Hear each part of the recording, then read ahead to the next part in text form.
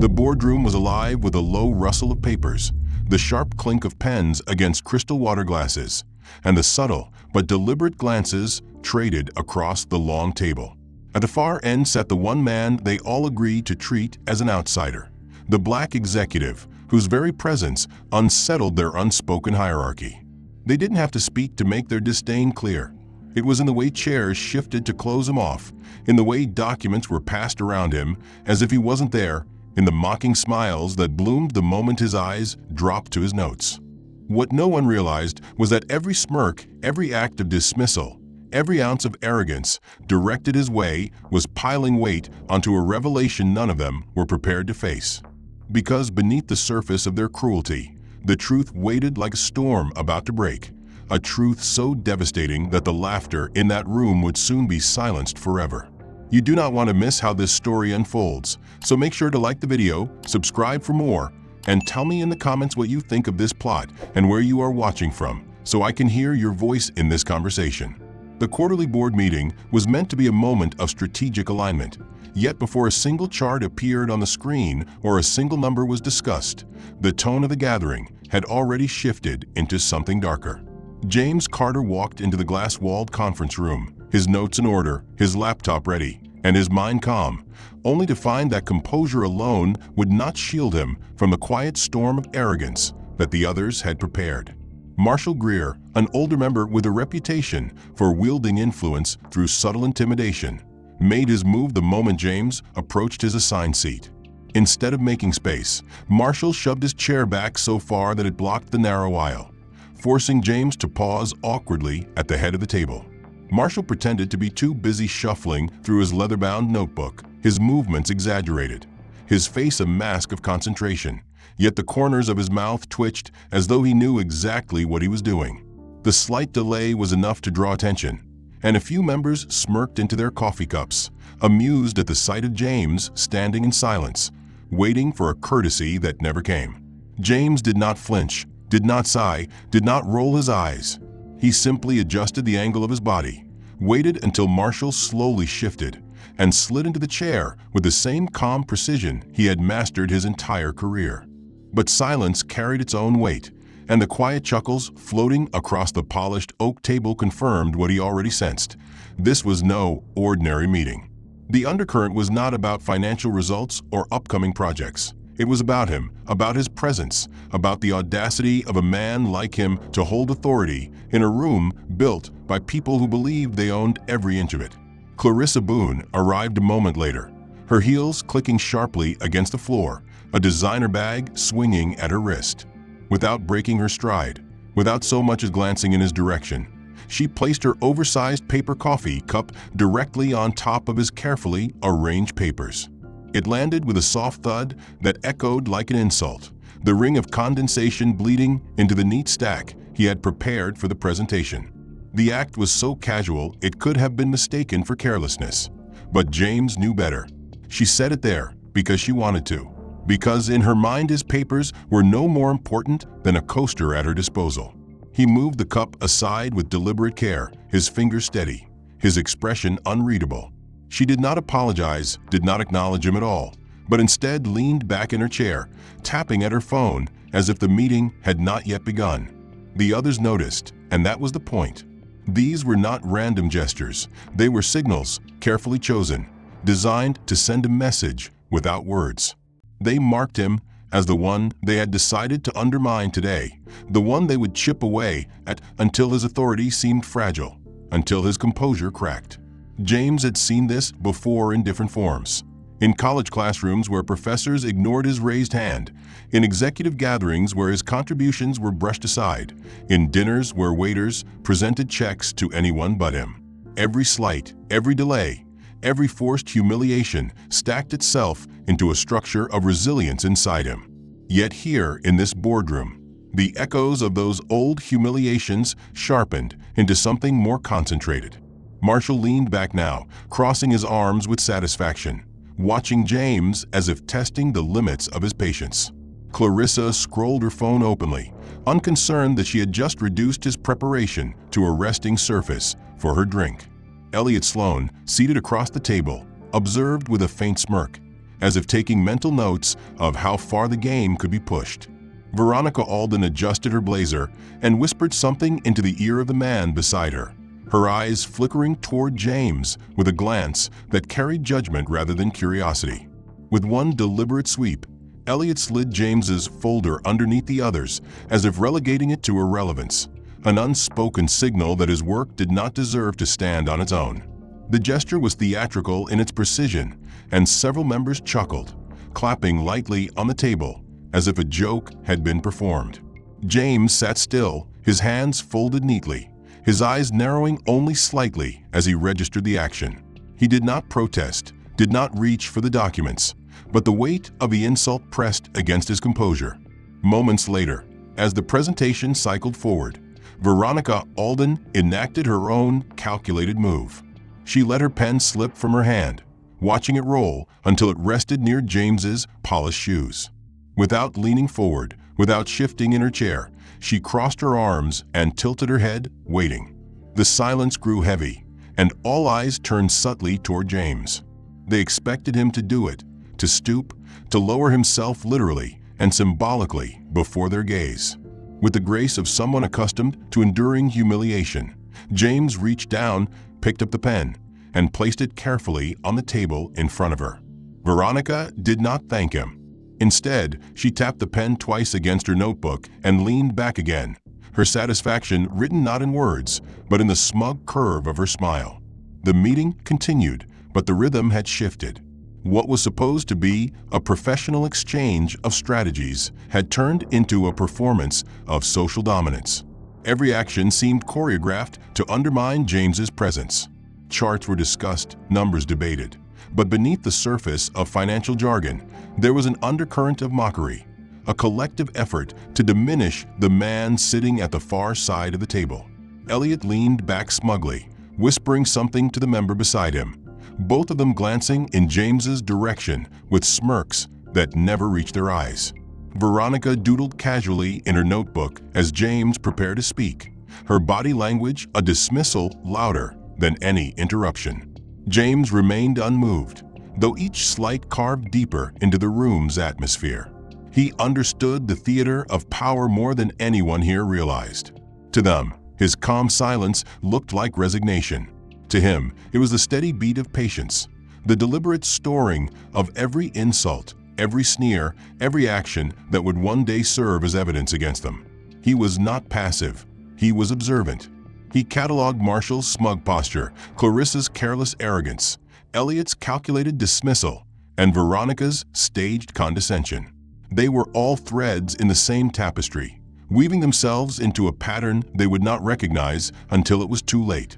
The chairman, oblivious or perhaps willfully blind to the undercurrent, pressed on with the agenda. He called for James's input, and the room shifted uneasily, as though watching a man walking into a trap. James straightened his posture, adjusted his tie, and began speaking with the calm authority of someone who belonged, regardless of the message the others tried to send.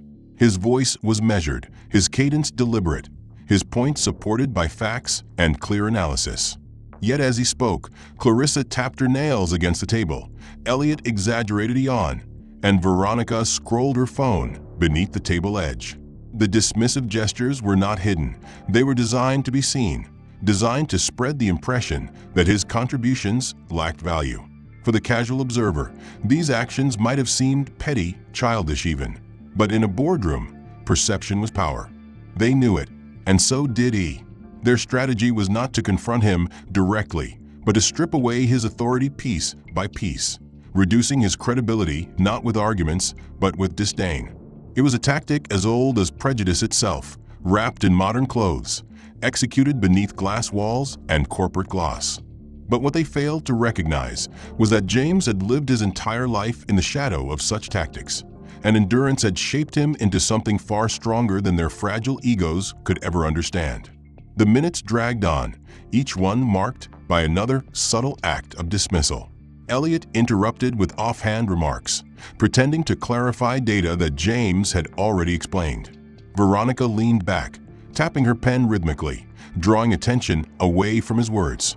Marshall passed a note across the table, a smirk tugging at his lips as Clarissa read it and suppressed a laugh.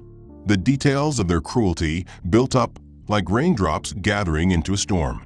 None of them realized that what they were truly building was a case against themselves.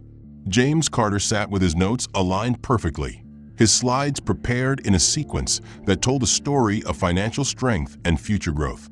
But the others in the room had no intention of allowing his work to stand on its own. Marshall Greer, who had started the morning by blocking James's seat, leaned across the table with his usual air of entitlement. Without a word, without an apology, he pushed James's laptop toward the far edge of the table so that his own bulkier machine could take center stage. The force of the shove nearly dislodged James's device, sending it teetering at the edge of the wood before James steadied it with one hand. Marshall smirked, typing loudly as though his work mattered more, his screen glowing in the center like a spotlight.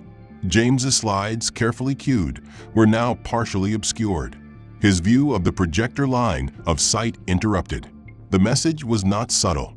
Marshall wanted it to be clear to everyone that James's presence in the meeting was secondary, an afterthought to the supposed veterans of the board. The chuckles that followed carried the weight of complicity. As James adjusted his laptop, Clarissa Boone began her own theater of contempt. Each time James advanced to a new slide, she gave a dramatic sigh, shook her head slowly, and glanced down at her watch as if counting the seconds until he would stop talking. The rhythm of her gestures was so pronounced that others began to mimic her, leaning back in their chairs with exaggerated yawns, scribbling on notepads without looking at the screen. What might have been written off as boredom was too synchronized, too deliberate to be accidental. It was a coordinated campaign to reduce his authority in the room, a signal to each other that they had no respect for what he was presenting. Every slide turned into an opportunity for performance. When James highlighted key projections, Clarissa rolled her eyes so far that even the chairman noticed. When he laid out the structure of upcoming investments, she tapped her pen impatiently, the sharp clicks punctuating his words like mocking punctuation. The more professional and measured James remained, the more excessive her contempt grew. To an outsider, it might have seemed surreal. Here was a man presenting solid numbers, supported by clear research, delivering with composure and calm, and yet the boardroom around him responded not with professional scrutiny, but with disdain that belonged to a schoolyard rather than a corporate headquarters. The arrogance was so thick it clung to the walls, woven into every gesture, every glance, every smirk. James, however, did not falter. His posture stayed straight, his cadence remained steady. His hands never trembled as he advanced from one chart to the next. He knew the strategy they were playing. This was not about financials. It was about perception, about making him appear small in front of those who mattered, about erasing his authority through a series of calculated humiliations. The escalation became more noticeable when Marshall, bored with his own charade, leaned back and placed his hands behind his head, his elbows spread wide, deliberately invading James's space on the table. Clarissa leaned toward Elliot, whispering and stifling a laugh, ensuring James saw it but could not hear the words. Veronica Alden drummed her fingers against her notepad with a rhythm that drew glances away from the screen. They weren't even pretending to hide their disregard anymore. They had moved past subtlety into open degradation, confident that their collective disdain was enough to override the professionalism of the meeting. James absorbed it all in silence. Every push of his laptop, every sigh, every mocking glance was etched into his mind like entries in a ledger. He did not let anger break through, did not let frustration slip into his voice. He had long since learned that the greatest strength was not in reacting, but in recording. Their actions were evidence, each one a testament to their arrogance and blindness. They believed they were reducing him, but in reality, they were building the case for their own collapse. The more they pushed, the more damning their actions became. The meeting trudged forward, but James knew it was no longer about the content of his presentation. The others had stopped pretending to engage. Instead, they measured their amusement by how visibly they could dismiss him. The irony was that their escalation revealed far more about them than it did about him. They believed their sneers were invisible shields, but to anyone with discernment, they looked like children mocking what they could not understand. James had faced worse than this. He had stood before rooms where his presence was openly challenged, where his intellect was underestimated, where his authority was stripped in every possible way. But he had also learned that patience could cut deeper than confrontation, and silence could be louder than any outburst. Today, he let them escalate, let them reveal themselves in the full arrogance of their cruelty. He walked the length of the polished oak table, carefully placing a copy in front of each board member, nodding politely to some, giving smug smirks to others. Yet when he reached James, he skipped him entirely, walking right past as though the seat was empty, as though the man occupying it was invisible. The paper stack in his hand thinned as he continued, and when he reached the end of the table, there was nothing left. The exclusion was undeniable. James sat there without a copy, the only one deliberately ignored. The slight was visible to everyone, a silent declaration that he did not deserve the same respect, that he was not truly part of the circle. The air thickened as glances flicked back and forth. Some members smirked at the boldness. Others avoided looking at James at all, complicit in their silence. For James, the act was not just another insult, but a revelation of intent. They were no longer content with petty gestures. They had chosen to display their disdain in ways that stripped away even the pretense of equality. He remained still, his hands folded, his eyes steady, refusing to grant them the satisfaction of visible irritation. Yet inside, his patience recorded another entry in the growing ledger of arrogance that these people were building for themselves. As James began speaking to clarify points from his slides, Veronica Alden performed her own display of prejudice. She swiveled her chair slowly, turning her back on him, facing the glass wall that overlooked the city skyline. The action was deliberate, calculated to be seen by everyone. While others still feigned attention, Veronica's complete disregard crossed into outright contempt. She made it clear that she considered his presence unworthy of her attention. The room caught the message instantly. A few chuckled, others looked down to avoid the tension, but the act had landed. Veronica's indifference spoke louder than words ever could. She had erased him in the most visible way possible. The chairman glanced up briefly, as if he had noticed, but he quickly looked away, unwilling to challenge the behavior of those who had wielded influence for years. James continued presenting, his voice unwavering, though the sight of a board member literally turning her back on him painted the air with venom. To the untrained eye, these were small gestures, but to James they were daggers, reminders of a world where dismissal was disguised as casual behavior, where prejudice wore the mask of professionalism. The combination of Elliot's exclusion and Veronica's silent erasure formed a new layer of cruelty, more damaging than sighs or smirks. It was systemic, calculated, an attempt to rewrite his place in the room.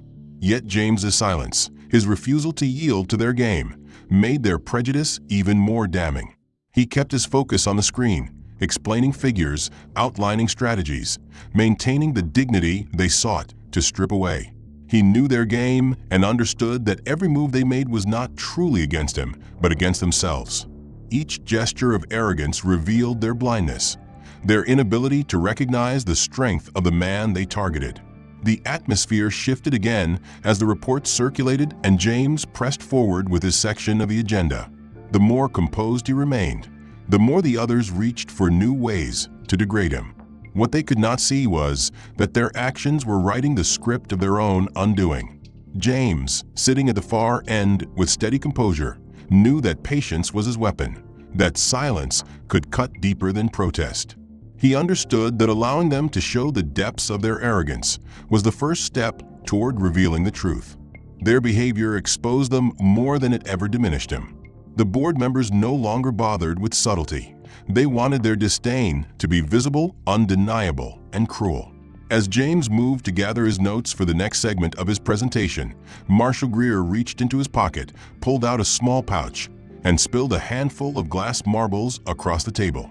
They rolled in every direction, clattering against James's documents, scattering charts and spreadsheets onto the floor. The marbles sparkled under the overhead lights, a mockery of playfulness in a room meant for professionalism. James bent down slowly to collect the papers, his movement steady, but the snickers around the table confirmed the message. Marshall leaned back in his chair, arms crossed, watching with smug satisfaction as James gathered what had been so carefully prepared. The laughter of others made it clear this was no accident. It was a performance designed to reduce him, to turn his work into a spectacle. James placed his papers back into order, his composure never breaking, though the insult burned deeper than any words could. Clarissa Boone seized the opportunity to add to the cruelty. She reached into her bag, retrieved her business card, and flagged down a staff member who had entered briefly to refill the water pitchers. Instead of requesting a drink directly, she handed the card with a smirk, loudly stating that she required service, her eyes glancing at James as if implying that someone like him was better suited to serve than to lead. The staff member hesitated, confused, before taking the card, but the damage was already done. Everyone in the room understood her implication. She had reduced James to the level of an attendant in her eyes, a man undeserving of equal treatment, a man who should be serving rather than directing. The room filled with stifled laughter, heads shaking with mock amusement at her boldness. The combination of Marshall's marbles and Clarissa's gesture turned the room into something far from professional. It had become a playground of arrogance where cruelty was currency, and James was the target they had chosen to spend it on. Veronica Alden leaned toward Elliot, whispering with a grin as if gossiping about the spectacle. Elliot smirked, leaning back in his chair as though the entire meeting had transformed into entertainment. The chairman pretended not to notice, burying himself in his notes, unwilling to confront the behavior of those who had influence. Every act piled onto the last, weaving together into a pattern of contempt so strong it could not be dismissed as anything less than deliberate degradation.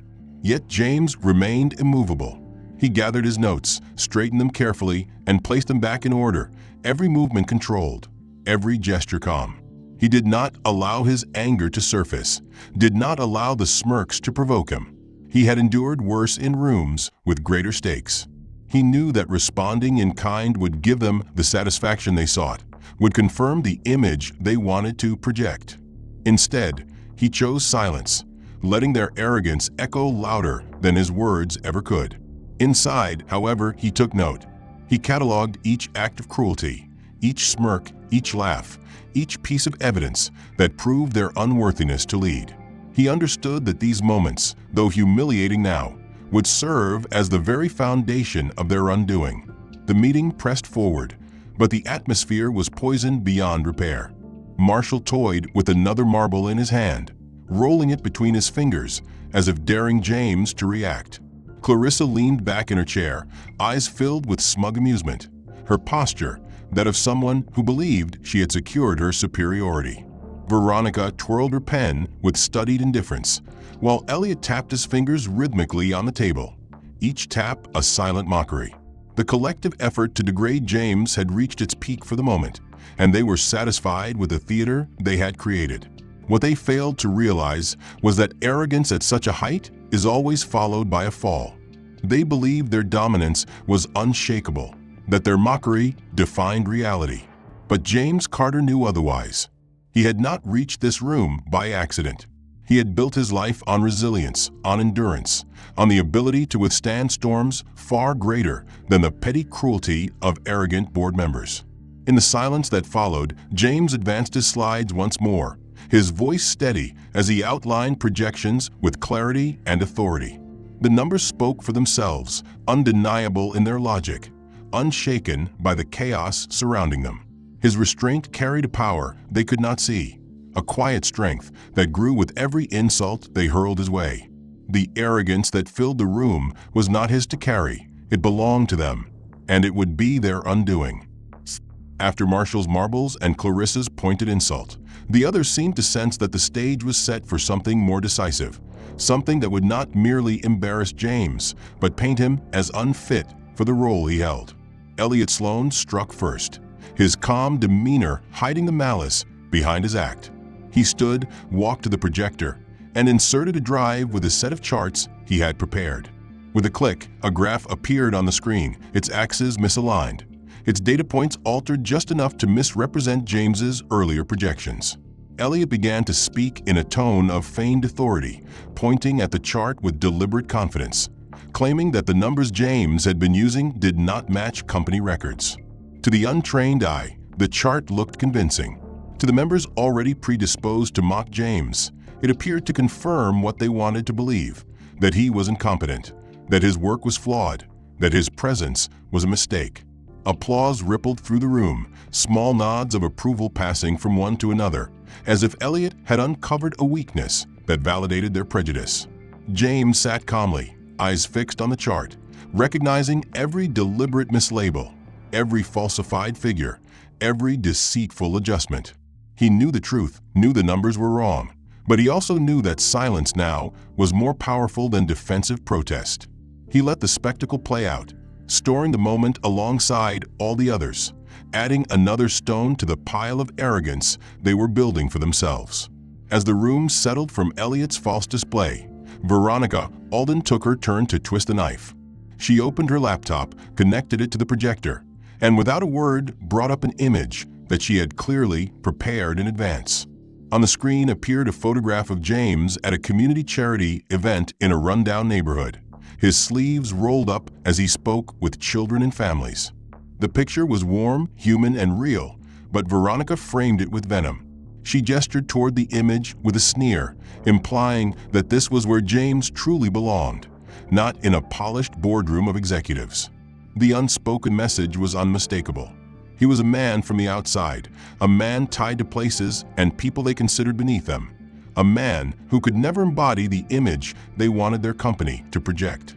Laughter rippled again, some shaking their heads, others exchanging glances that confirmed their complicity. The cruelty was not in the image itself, but in the way they weaponized it, turning a symbol of compassion into supposed proof of unworthiness. The atmosphere in the room thickened with arrogance. Marshall chuckled openly. Clarissa whispered to Elliot with a smirk, and the chairman shifted uncomfortably but did not intervene. It was a chorus of prejudice, each act louder and bolder than the last. They had moved past mocking gestures and had begun actively plotting to dismantle James's authority, using falsified data and manipulated images to smear his reputation. What they did not realize was that in their eagerness to push him out, they were exposing themselves in ways that would come back to destroy them. James remained steady, his expression calm, his voice measured as he responded only when asked. He did not leap to his own defense, did not argue over the lies on the screen. Instead, he allowed the spectacle to continue, recognizing that every word, every action, every falsified chart, and every malicious image was not weakening him, but strengthening the evidence of their arrogance. He had faced prejudice in many forms before, but here, in this glass-walled room filled with self-congratulating executives, he saw it distilled to its purest form. They had no interest in truth, no concern for integrity. Their only goal was to push him out, to erase him from the table they believed belonged only to them. The meeting pressed forward, each minute dripping with contempt. Elliot leaned back with satisfaction, proud of his manipulation. Veronica closed her laptop with a snap, as if sealing her verdict. Marshall and Clarissa exchanged looks of triumph, believing the case against James had been made. They thought they had humiliated him beyond repair, that the combination of falsified incompetence and weaponized charity had cemented his downfall. But James knew better. He knew that arrogance taken to such extremes was not power, but weakness disguised as control. The more they pushed, the deeper they dug their own grave. James sat quietly as the laughter subsided, as the murmurs of false victory passed between Marshall, Clarissa, Elliot, and Veronica. He waited until the noise of their arrogance settled into a self-satisfied hum, and then, with a calmness that commanded more attention than any shout could, he reached down to the floor beside his chair and lifted a locked leather briefcase onto the table. The sound of the metal clasps snapping open cut through the room, louder than their laughter had moments before. He pulled out a series of thick files, each stamped with the unmistakable seals of major New York banks, the blue and red imprints visible even from across the table. Without a word, he slid one folder in front of each member, his movements deliberate, his eyes steady. The chuckles died in their throats as the weight of the documents landed before them. Fingers hesitated before opening them, but curiosity and unease pushed them to glance inside. Their smug expressions began to falter as they flipped through the pages and recognized what they were holding. Signed agreements, verified statements, and records of transactions that confirmed James's control over holdings none of them had suspected. The silence in the room thickened until it was oppressive. The arrogance that had filled the air now seemed fragile, cracking under the weight of ink and paper. For the first time that day, James's presence was not treated as invisible, but as undeniable. He stood slowly, adjusting his suit jacket, and walked toward the projector. From his briefcase, he removed a single USB drive, inserted it into the port, and waited as the screen lit up. Numbers and charts appeared, but this time there was no falsification, no twisted graphs. Instead, the screen displayed a detailed map of corporate ownership, every box and line meticulously documented, every percentage verified. At the center of the web, tied to the majority of shares in the parent company, was one name: James Carter. His voice, calm and steady, filled the silence that had replaced their laughter. He explained the structure without embellishment, pointing to the lines that revealed his authority, revealing that while they had mocked him as an outsider, he had quietly positioned himself as the largest shareholder in the corporation that controlled their division. The smug confidence that had defined their posture all morning drained away as the reality set in. Marshall's face, once twisted with arrogance, paled as he scanned the chart. Clarissa shifted uncomfortably, her fingers frozen above her phone. Elliot leaned forward, flipping through the pages of his folder as if searching desperately for a loophole.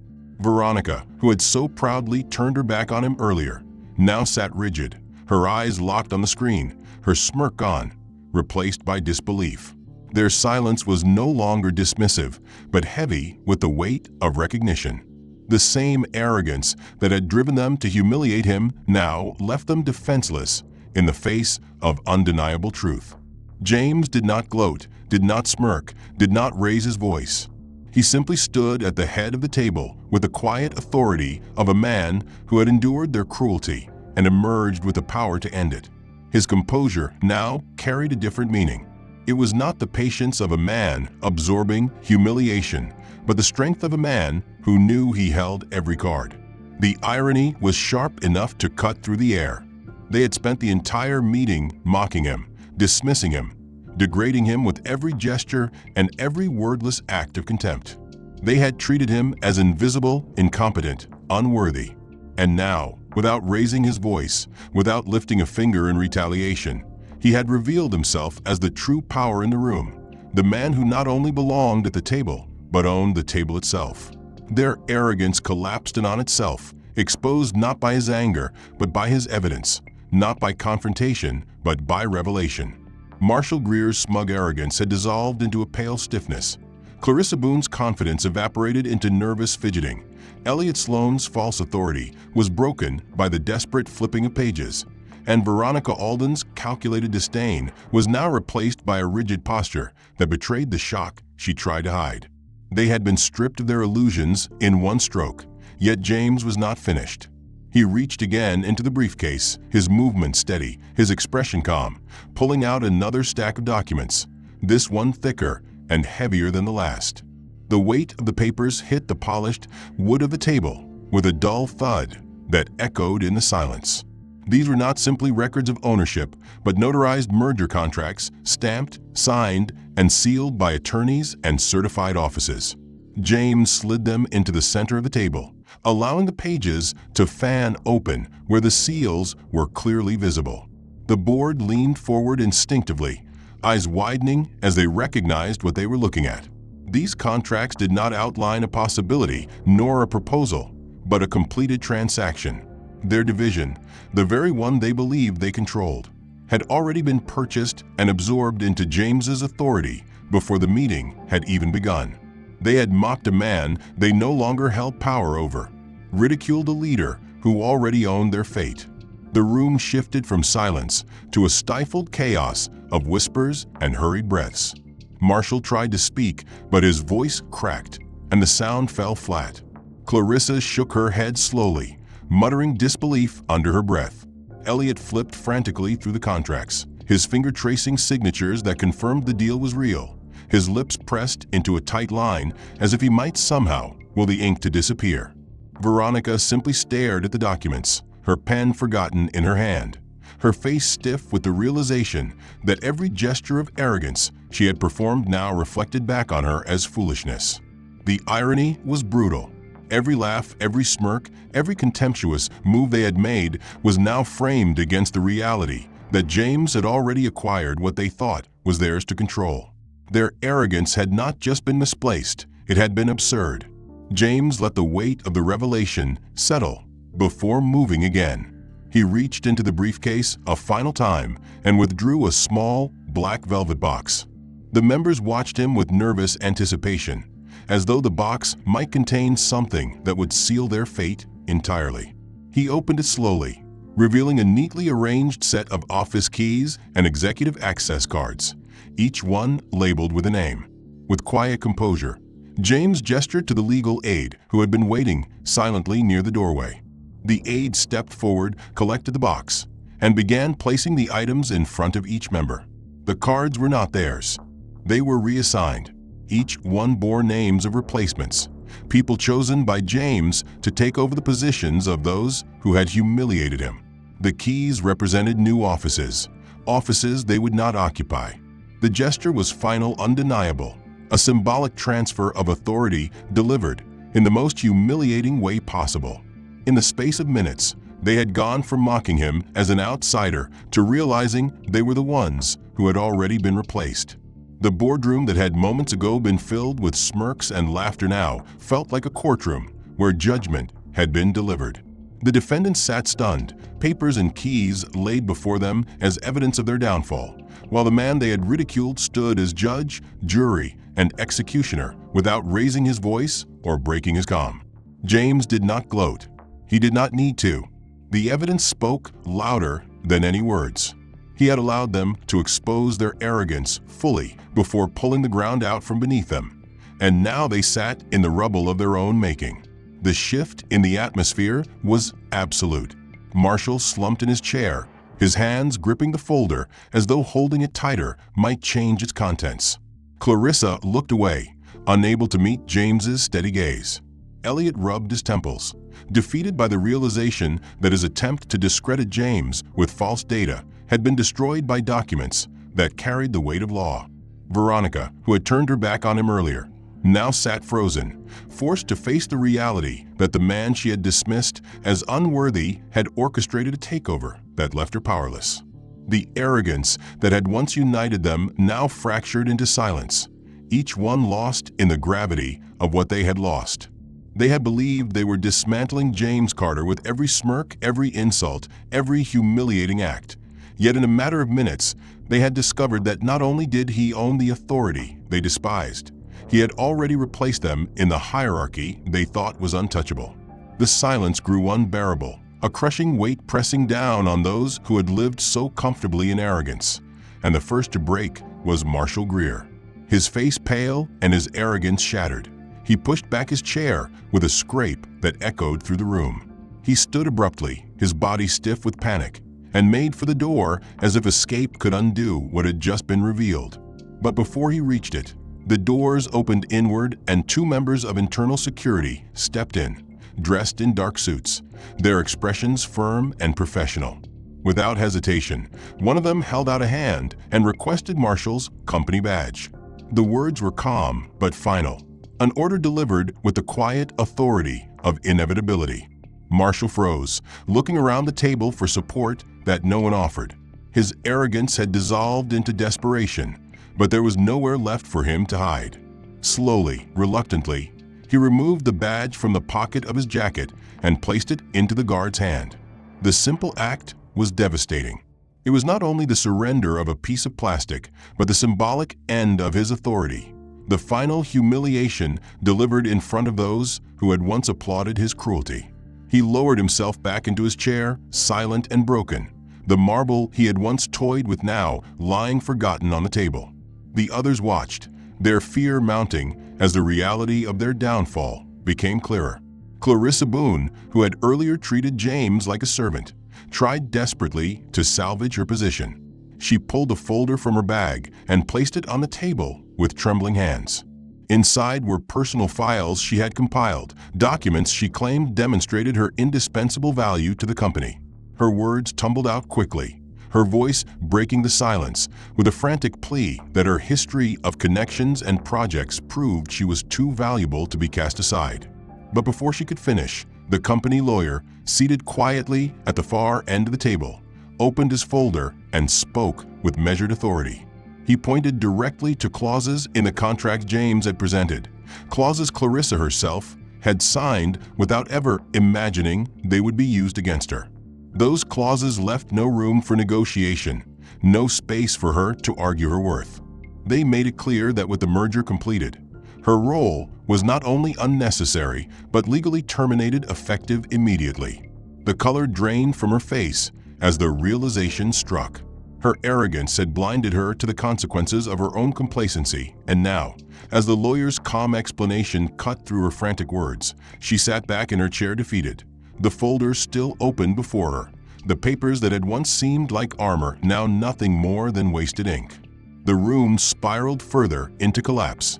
Elliot Sloan, who had tried to humiliate James with falsified data, sat with his head in his hands, muttering to himself as though he could not comprehend the reversal of fortune. Veronica Alden, who had so confidently turned her back on James during his presentation, now stared at him with a mixture of fear and disbelief, her rigid posture betraying the cracks forming beneath her polished exterior. The unity that had once held them together in cruelty had disintegrated into fractured desperation. Each one sat isolated in their downfall, unable to support one another, each consumed by the consequences of their arrogance. James, however, remained standing at the head of the table, calm and steady, watching the collapse unfold with the same patience he had shown throughout the morning. He did not revel in their humiliation, did not raise his voice or gloat. He simply allowed the truth to unfold, the evidence to speak, and the weight of their own arrogance to crush them. His silence was more devastating than any words could have been, a reminder that power is not proven by noise, but by control, by patience, by timing. The irony hung heavy over the room. Hours earlier, these same people had laughed at him, treated him as though he did not belong, mocked his presence with arrogance that dripped from every gesture. Now they sat broken, their badges surrendered, their contracts binding, their power gone. The collapse was not loud or chaotic, but quiet and inevitable, like a building slowly crumbling under the weight of its own flawed foundation. James had not needed to strike them down.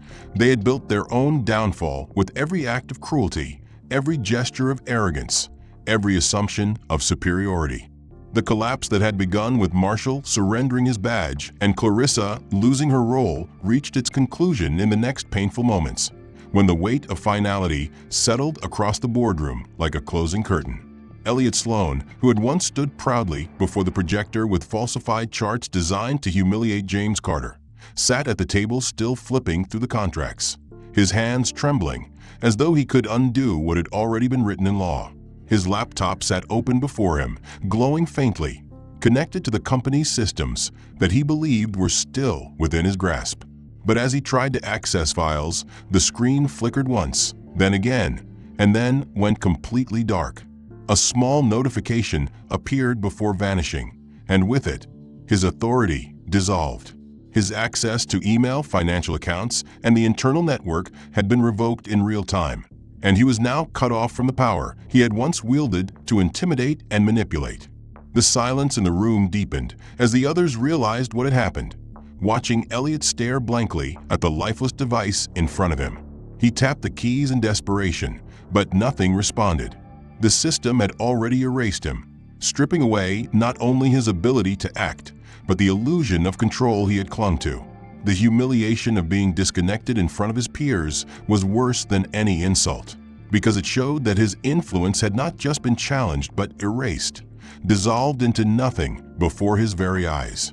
He closed the laptop slowly, his movements heavy with defeat, and leaned back in his chair as though the weight of his arrogance had finally crushed him.